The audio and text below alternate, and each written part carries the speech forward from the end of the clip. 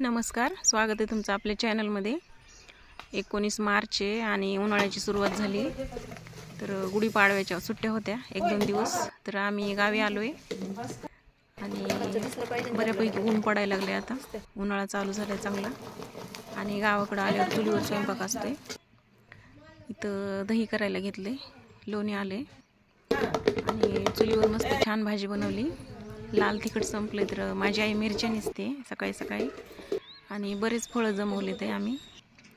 तर गावाकडे एवढे सारे फळ येतं की सगळे जमवले ते। नारळ येतं, कैऱ्या येतात, रामफळं, काही कैऱ्या आल्या त्या, अजून काही मोहर आलेला आहे, चालू आहे। इथं भाजीपाला पण भरपूर आहे। एकच वांग्याचं झाड होतं तर त्याला वांगे आलेले, एका भाजीचे तरी वांगे निघले त्याला। आणि चिकू पण भरपूर आलेले झाडाला आणि घराच्या भोवताली आंब्याचे झाड आहेत तर भरपूर आंबे आलेले, कैऱ्या। आणि शेतामध्ये हरभरा काढून ठेवलेला, अवकाळी पावसाचा मौसम आहे सध्याला 2-3 दिवसापासून, तर झाकून ठेवलेलं हे। आणि ज्वारी पण आहे शेतामध्ये सध्याला। हुरड्याचं कणीस दिसलेलं मला, एक हुरडा खायची इच्छा झालेली, हुरडा काही भेटला नाही यावर्षी। आणि कांदे येतं, टोमॅटो येतं, टोमॅटो एकदम पिकलेली। आणि हे हादग्याचं झाड आहे, हादग्याच्या शेंगा आल्या त्याला, शेवग्याच्या शेंगासारख्या। भाजी एकदम चांगली लागते खायला। आणि मी एक व्हिडिओ पाहिलेला, ह्या अशा भाजीचं सूप बनवलेलं होतं पिण्यासाठी।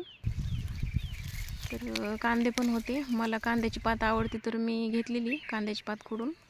आणि रामफळाची पण भरपूर झाड आहेत, तर बऱ्याच दिवसापासून रामफळ खायला भेटते तर। आणि ट्रॅक्टरचे फटके मारले झाडाला तर 3-4 पपया जोरात पडलेल्या खाली नांगरताना ट्रॅक्टरने।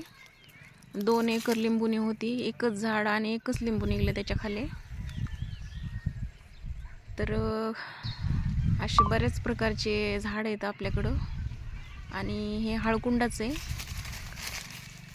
मला ते खुडलं, ते उपटता आलं नाही।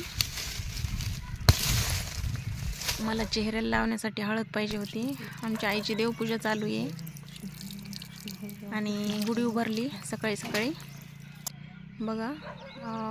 झेंडा लावलाय गुढीला। आता आपण साडी लावत नाहीत, पहिले साडी लावायचे, तर अशी सगळ्यांकडेच अशी झेंडे लावलेले, एकदम उंच लावली आहे गुढी सगळ्यात। आणि पूजा केली सगळ्यांनी आणि लिंबाचा मोहर प्रसाद घेतला त्याचा, लिंबाच्या मोहर आणि गुळचा। तर पाणी पण भरून घेतलं जनावरांसाठी, झाडाला पाणी दिलंय। आपल्या व्हिडिओला अजून सबस्क्राईब केलं नसेल तर सबस्क्राईब करून घ्या, मी रोज रोज नवीन व्हिडिओ घेऊन येत असते। आणि